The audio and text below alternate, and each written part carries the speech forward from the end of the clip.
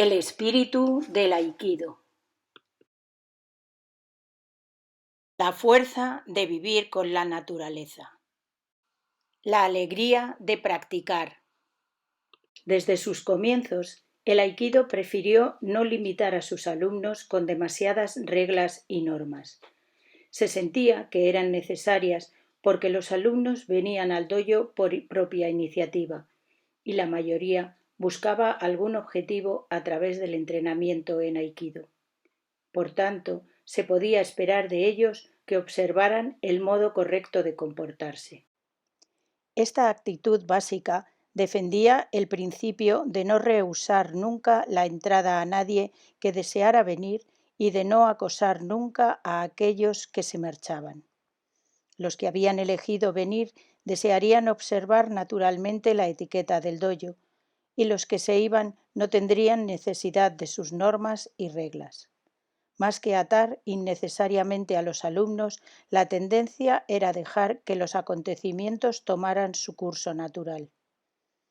Una razón para recalcar lo que era natural era el hecho de que cuando el fundador fue instado por primera vez a abrir un dojo de Aikido, sus alumnos originales eran hombres de sentido común, maduros y de tal experiencia que eran líderes reconocidos en sus campos, siendo gente con un gran sentido de la responsabilidad y del decoro.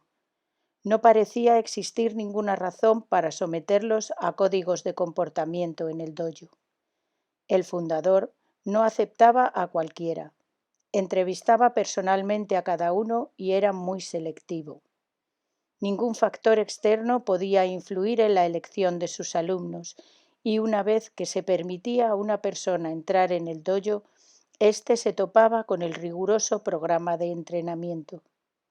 En cierto sentido, debido a la exigente disciplina que se requiere para practicar Aikido, los alumnos, aunque no estaban atados por normas y reglas, adquirían una carga mucho más pesada, pero la aceptaban de buena gana.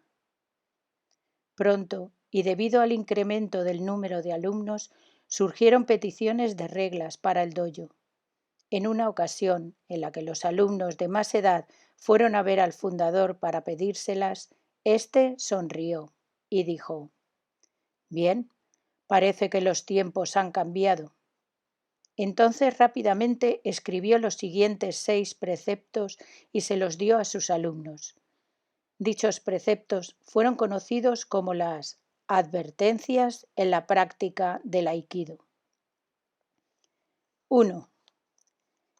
El Aikido decide la vida o la muerte en un solo golpe. Así, los alumnos deben seguir cuidadosamente la enseñanza del instructor y no competir para ver quién es el más fuerte. 2. El Aikido es la vía que enseña cómo debe uno actuar con varios enemigos. Los alumnos deben entrenarse para estar alertas no solo de frente, sino por todos los lados y por la espalda. 3. El entrenamiento debería efectuarse siempre en un ambiente agradable y festivo. 4. El instructor enseña solo un pequeño aspecto del arte. Sus versátiles aplicaciones deben ser descubiertas por cada alumno a través de la práctica y del entrenamiento incesante. 5. En la práctica diaria comienza primero por mover tu cuerpo y progresa luego hasta una práctica más intensiva. Nunca fuerces nada de forma innatural o irracional.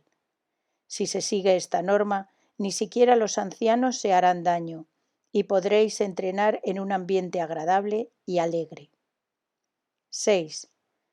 El propósito del Aikido es entrenar la mente y el cuerpo y crear gente sincera y cabal, ya que todas las técnicas han de transmitirse persona a persona, no las reveles fortuitamente a otros, porque esto podría conducir a que fueran utilizadas por rufianes. Ya que estas normas fueron escritas alrededor de 1935, parte de su lenguaje parece un tanto arcaico, pero sus puntos principales son válidos hoy en día. Son, en resumen: 1. El aikido correcto no puede llegar a dominarse si uno no sigue estrictamente la enseñanza del instructor. 2. El aikido como arte marcial se completa si estamos alertas a todo lo que sucede a nuestro alrededor y no dejamos ninguna apertura vulnerable. Suki. 3. La práctica se convierte en alegre y agradable una vez que uno ha entrenado lo suficiente como para que el dolor no le moleste. 4. No te quedes satisfecho solo con lo que te han enseñado en el dojo. Debes constantemente digerir, experimentar y desarrollar lo que has aprendido. 5. En la práctica, uno no debería nunca forzar las cosas de manera innatural o irracional, sino que debería emprender el entrenamiento adecuado a su cuerpo, condición física y edad. 6. El propósito del aikido es desarrollar el verdadero ser humano. No debería utilizarse para exhibir el ego. Estos puntos son esenciales para la práctica del aikido y todavía se mantienen en el Hombu Dojo. Mucha gente aplaudió especialmente el tercer artículo. El entrenamiento debería efectuarse en un ambiente agradable y festivo. Un estereotipo común en las artes marciales es del tipo duro y rudo, con andares fanfarrones, pero la exhibición de bravuconería evidencia claramente la ignorancia del auténtico budo. Y de hecho, es un intento infantil de ocultar una falta de confianza. Los que conocen auténticamente el budo tienen modales relajados, incluso dan la impresión de ser suaves y gentiles. Aquellos que tienen confianza en el budo nunca fanfarronean ni hacen alardes, y su comportamiento siempre es agradable y alegre. Exteriormente manifiestan delicadeza, interiormente poseen una gran fuerza. En la vida diaria son modestos y sin pretensiones, y sus actos son naturales, nunca forzados. Se muestran tal como son, viviendo la vida natural y espontáneamente. Este es el retrato del verdadero alumno de artes marciales. Cuando gente así se reúne para practicar aikido, el ambiente es, en verdad, agradable y alegre. He perdido la cuenta del número de practicantes de aikido con los que he tenido contacto a diario a lo largo de los años. Solamente por el Hombu Dojo han pasado cerca de 100.000 alumnos, y si incluyo a aquellos a los que he enseñado en dojos filiales y en otros centros, el total sería de varios cientos de miles. Es un orgullo que la inmensa mayoría practiquen aikido con gran seriedad y dedicación. Pero cuando llegamos a la cuestión de cuántos gozan realmente de la experiencia de un entrenamiento agradable y jovial, no puedo decir que el número sea tan grande. Muchos practican aikido usando excesivamente la fuerza, otros con ceñuda resolución e incluso otros de forma vacilante y sin confianza. Es delicioso ver practicantes que disfrutan realmente de su entrenamiento. Muchos de ellos han estado practicando durante 5, 10 o incluso más años siguiendo su propio ritmo y haciendo del aikido parte de su rutina diaria.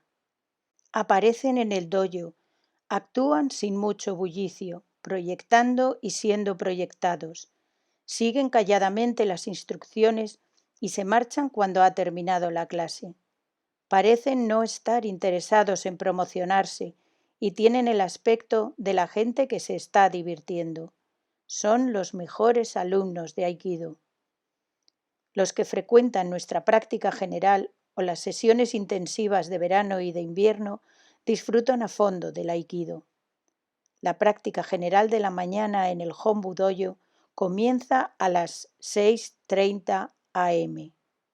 A esa hora, desde finales de otoño y a lo largo del invierno, todavía está muy oscuro en la calle y en pleno invierno la temperatura está por debajo de cero.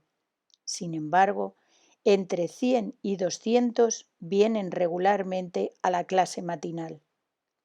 De entre ellos, muy pocos viven cerca del dojo. La gran mayoría viaja diariamente en tren más de una hora, o entre 30 y 40 minutos en coche. Algunos vienen desde prefecturas cercanas y tardan más de 2 horas de viaje. Entre los más jóvenes, algunos usan motocicletas, mientras que otros llegan al dojo haciendo jogging, corriendo durante 1 o 2 horas. Luego, todos practican aikido durante 1 hora, tras lo cual se van a su trabajo o al colegio. Unos pocos, algunos de ellos ejecutivos o propietarios de negocios, han estado haciendo esto durante mucho tiempo y dicen que no lamentan perderse una partida de golf, pero no les gustaría perderse la clase de aikido. Entre los asiduos los hay que no se pierden un solo día de práctica. Entre los que asisten con regularidad, algunos participan en todas las sesiones especiales de verano e invierno. Practican a diario, con el calor y la humedad a mediados de verano, sudando profusamente, pero entrenando con diligencia, o vienen todos los días en mitad del invierno, cuando es necesario un prolongado calentamiento, solo para moverse en las heladas esteras. Para esta gente parece que cuanto más calor o más frío haga, mejor. Hace varios años escribí un artículo para nuestro boletín interno de Aikido, en algunos de cuyos párrafos se decía: este verano el calor ha sido terrible. ¿Es esta la razón por la que hemos tenido un aumento del 20% en la asistencia a nuestra sesión de entrenamiento de verano? Parece que en el Hombu Dojo hay muchos alumnos fuertes y resistentes. Recuerdo que en la sesión de entrenamiento de invierno, cuando la fuerte nevada provocó el bloqueo de los transportes públicos, algunos se levantaron a las 3 a.m. y venían andando hasta el dojo. El número de alumnos presentes era casi el mismo que el de una sesión regular. Entre ellos había algunos que venían irregularmente a clase, pero que atendían a las clases especiales de invierno todos los días. Hay quienes disfrutan realmente en practicar con el calor, sudando profusamente, y los hay que practican incluso más vigorosamente con el frío del invierno. El sentido común dictaría lo contrario. Normalmente la gente debería preferir los días confortables a los calurosos o a los excesivamente fríos. Quienes prefieren experimentar el calor y el frío me dicen que es la manera más directa que tienen de sentir la naturaleza, lo que puede desconcertar a los extraños, pero yo, en cambio, puedo comprender este deseo suyo de acercarse a la naturaleza para percibirla directamente. La palabra japonesa para práctica o entrenamiento es keiko, que literalmente quiere decir reflexionar, repasar el pasado. Esta palabra aparece en el Kojiki y se dice que su origen está en la biografía Kuan Yin, en el libro del último Han chino. Su aceptación original connota una cualidad religiosa en el entrenamiento, que consiste en el respeto a lo mejor de las viejas tradiciones y su dominio por medio de la reflexión cuidadosa y la revalidación. El hecho de que Keiko sea fundamental para las artes culturales japonesas, incluyendo la ceremonia del té y el arreglo floral, demuestra el respeto que tienen los japoneses por lo mejor de las viejas tradiciones. El entrenamiento en pleno verano y en pleno invierno forma parte de esta gran herencia. Usando un enfoque racional, podríamos encontrar argumentos en contra de la práctica con frío o calor extremos, pero con eso no haríamos nada y nos olvidaríamos de Keiko. Hablando de vivir racionalmente, uno de los productos de la civilización moderna es el aire acondicionado. Este año, en Tokio, estos aparatos han registrado las mayores ventas de la historia, pero el calor acumulado de miles y miles de motores de aire acondicionado dicen que han aumentado la temperatura del aire exterior en varios grados, dando como resultado noches húmedas y desagradables para la mayoría de los habitantes. Y el cambio súbito, cuando se pasa del bochornoso calor de fuera al frío de una habitación con aire acondicionado, ha hecho que algunas personas se enfermen. El sino del hombre moderno está en los problemas que crea cuando trata de resolver racionalmente otros. Todos necesitamos vivir racionalmente, pero con la misma importancia necesita el hombre hacerse uno con la naturaleza y permitir que ella limpie y nutra su mente y su cuerpo. El verdadero significado del entrenamiento al amanecer y de la práctica especial de verano y de invierno puede ser el de dar a la gente una oportunidad de ponerse en contacto con ellos mismos y con la naturaleza. La práctica de las artes marciales que contienen lo mejor del budo tradicional puede suponer una vía para todos de volver a la naturaleza y encontrar sus raíces. La necesidad primordial es recobrar nuestra identidad natural y nuestro cuerpo. Vivimos sometidos al cambio estacional, al calor y al frío, en días claros y en días lluviosos, y experimentar realmente la naturaleza supone también ser naturales y conocer la alegría y la ira, la felicidad y la tristeza. Cuando nos resistimos ante la naturaleza o la ignoramos, nos vemos incapaces de sentir verdaderamente la gama de emociones humanas, lo cual forma parte integrante de la despersonalización y deshumanización que nos aflige a todos. Debemos, pues, volver a la naturaleza, aceptándola como viene, y recuperar nuestra autenticidad y nuestros cuerpos. Un aspecto muy gratificante del aikido es que hay muchos practicantes que perciben este problema y se esfuerzan en recobrar su identidad natural y su humanidad a través del entrenamiento, objetivo central en la práctica del aikido desde sus comienzos. Naturaleza absoluta, la reciprocidad de yin y yang. El maestro Ueshiba aconsejaba constantemente a sus alumnos, especialmente a aquellos cuyo exceso de apego a la forma limitaba sus movimientos, lo siguiente: en Aikido no hay formas ni modelos. Los movimientos naturales son los movimientos del Aikido. Su profundidad es insondable e inagotable. El significado de la declaración del fundador, expresada con frecuencia en su esotérico estilo personal, puede no ser siempre claro. Para los alumnos que empiezan empeñados en dominar las diferentes formas y técnicas, estas frases contradicen todo lo que se les enseña. Si el aikido no tiene formas o modales, ¿de qué sirve entonces aprender las diferentes técnicas? ¿Qué se entiende por movimientos naturales? ¿Puedo moverme de la forma que yo quiera?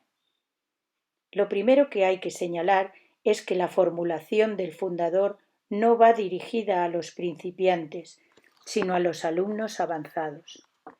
Es un consejo dirigido a aquellos que han alcanzado cierto nivel de dominio y que, sin embargo, están todavía tan apegados a la forma que carecen de la fluidez y de los movimientos naturales que caracterizan la manifestación última del aikido.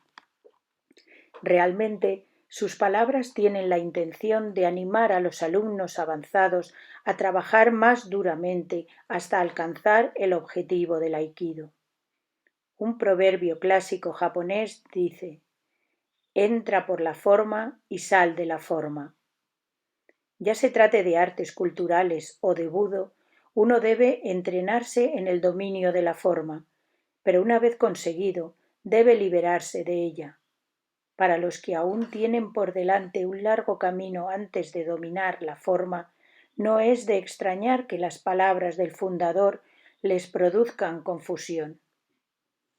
La apreciación plena de dicha declaración debe reservarse para aquellos que han entrenado verdaderamente y practicado aikido durante muchos años, y que han llegado a dominar sus principios y movimientos, y han reflexionado considerablemente sobre la filosofía del Budo, todo lo cual requiere un conocimiento tanto teórico como práctico de los principios básicos del aikido, incluidos la unidad del ki del universo con el ki personal, el principio de entrar y rotar esféricamente, teniendo el ki, la mente y el cuerpo unificados, y la manifestación tangible del principio del arte del sable. Quizás el significado más difícil de captar sea el de movimientos naturales, porque es una expresión muy común y mucha gente tiene alguna noción, aunque sea vaga, de lo que quiere decir. Pero, en serio, ¿cuánta gente conocemos que de verdad viva naturalmente? Cuanto más pensamos en el significado de natural, más difícil se nos hace explicarlo. ¿Cómo debería entender el alumno de Aikido el significado de movimientos naturales y su relación con los otros movimientos de su arte? ¿Cuál es la clave que lo revelaría y por dónde podemos empezar? Anticipando una conclusión, yo creo que de lo que se trata es de captar dentro de nosotros mismos, de forma exacta y directa, la actividad de la naturaleza que invade el universo y afecta a nuestros cuerpos y a nuestras vidas. Pensemos lo que pensemos, es fundamental conectar directamente con los cambios en los fenómenos naturales, atmósfera, tiempo, medio ambiente, y recibirlos abiertamente. Y al hacerlo debemos desnudar nuestros sentidos y nuestros cuerpos ante la naturaleza e interactuar con ella sin forzarla a que responda a nuestras expectativas, ni actuando selectivamente en contra de aspectos particulares de ella, ni utilizándola para nuestros propósitos particulares. Debemos, pues, ver los fenómenos naturales como son y obtener más capacidad de penetración de la verdadera naturaleza de la realidad. Un ejemplo de esto lo podemos encontrar en la participación de estudiantes en las sesiones de verano y de invierno, aceptando a cada momento el calor o el frío y disfrutando de ellos según la estación.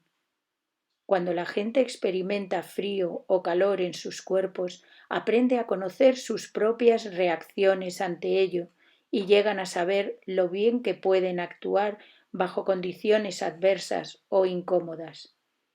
Esta intimidad con la naturaleza y con el propio cuerpo es el primer paso para dominar sus procesos.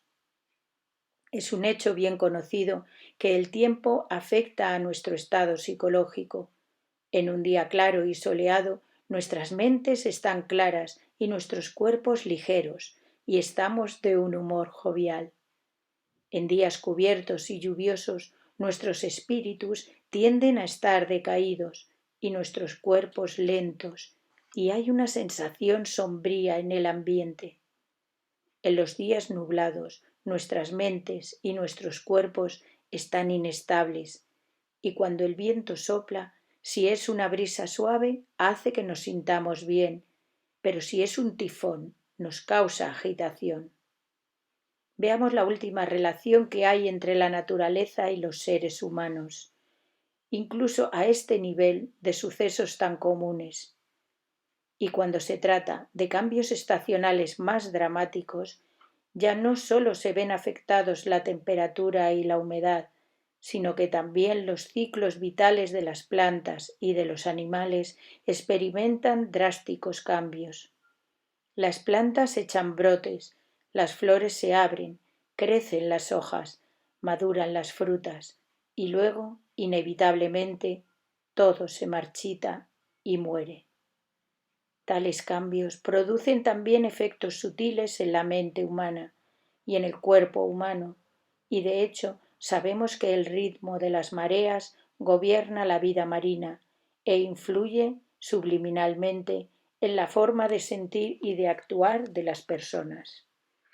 También las erupciones volcánicas y los terremotos desencadenan cambios decisivos en la vida de la Tierra, que a su vez, tarde o temprano, afectarán a la vida humana.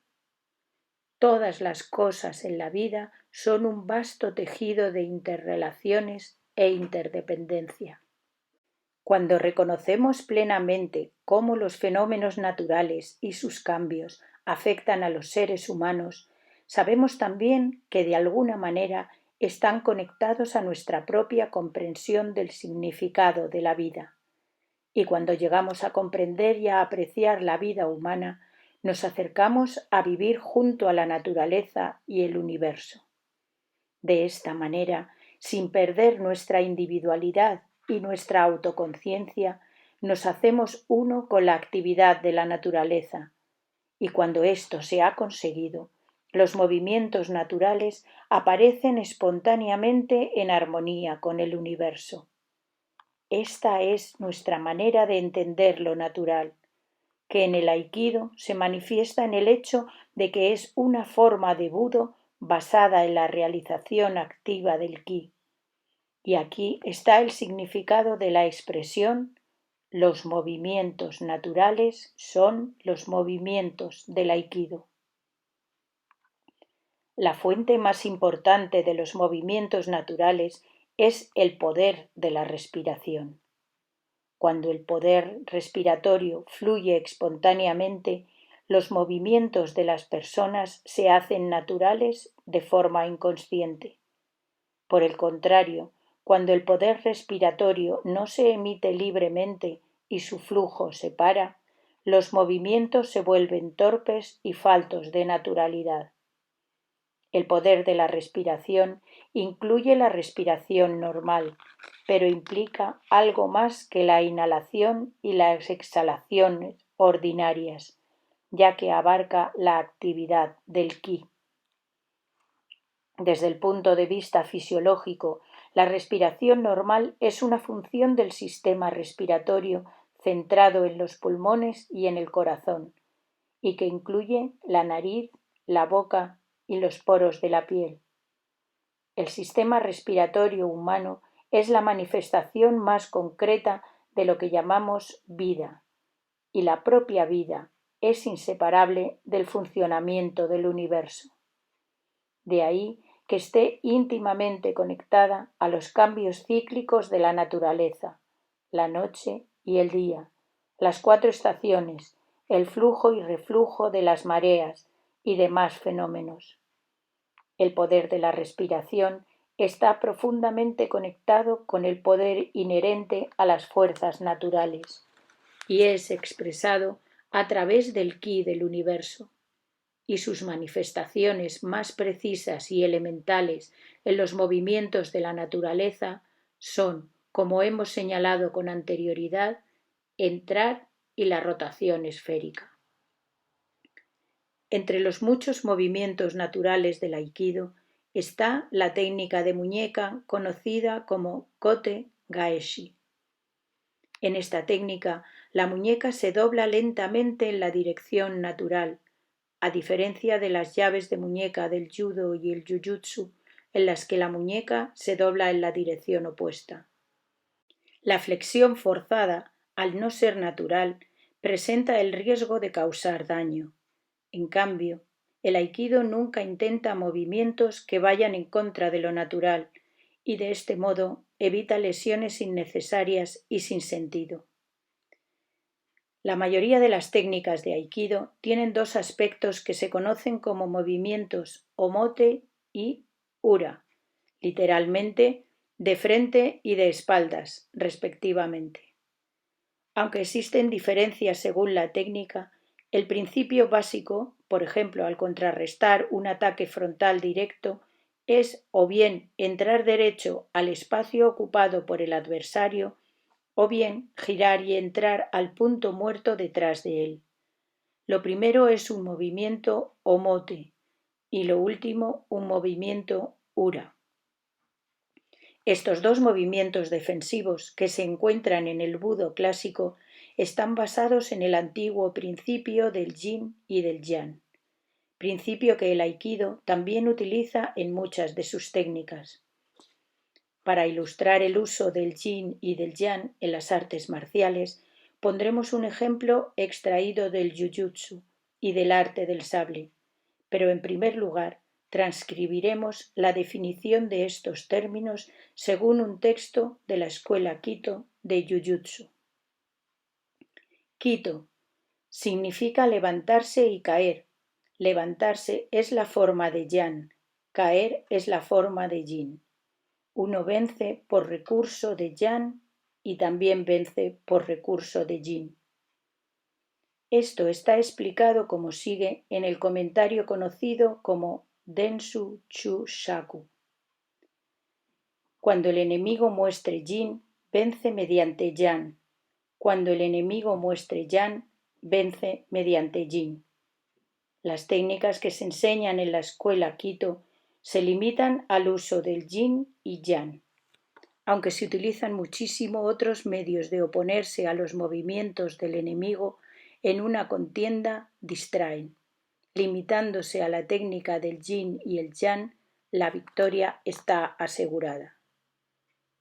Según esta explicación, la estrategia no es otra cosa que la capacidad de usar libremente el yin y el yang, el ataque y la defensa, dependiendo del modo en que se mueva el enemigo, contrarrestando su yin con yang y su yang con yin.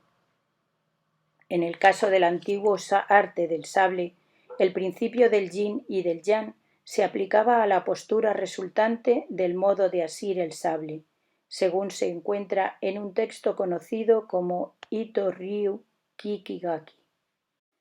En la escuela Naganuma Jikishinkage enseñan la postura de sostener el sable alto, siendo esta la forma de yang dentro de yang.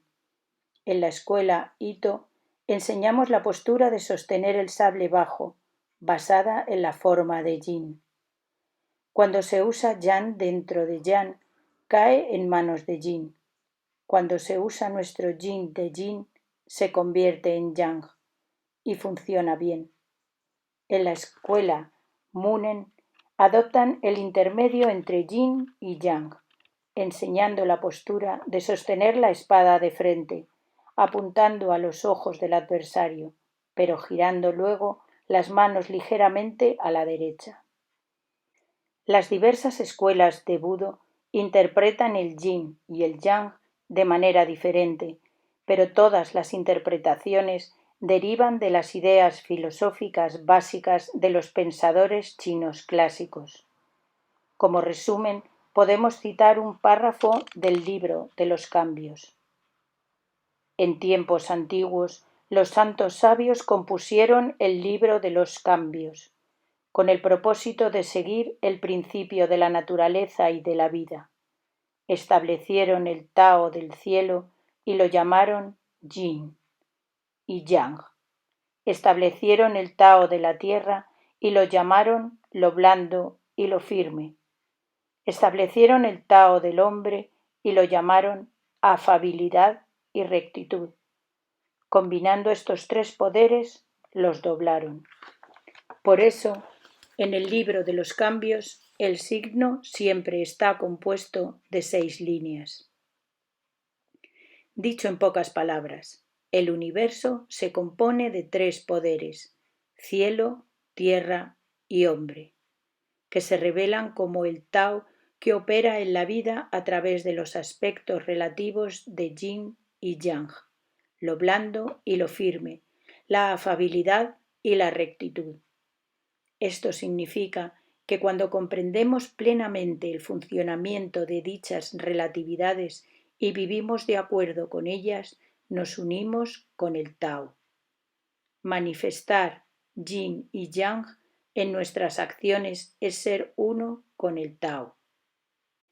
El principio del yin y del yang es significativo en sí mismo, pero finalmente es a través de la práctica y de la realización cómo nos permite este principio alcanzar la realidad última del Tao. En Aikido, yin y yang se usan concretamente en los movimientos Omote y Ura, pero el asunto fundamental es que uno alcanza la vía y, en consecuencia, la verdad fundamental, a través de la práctica, y ya que ésta forma una unidad con el Tao del cielo, estos movimientos de Aikido son los movimientos naturales.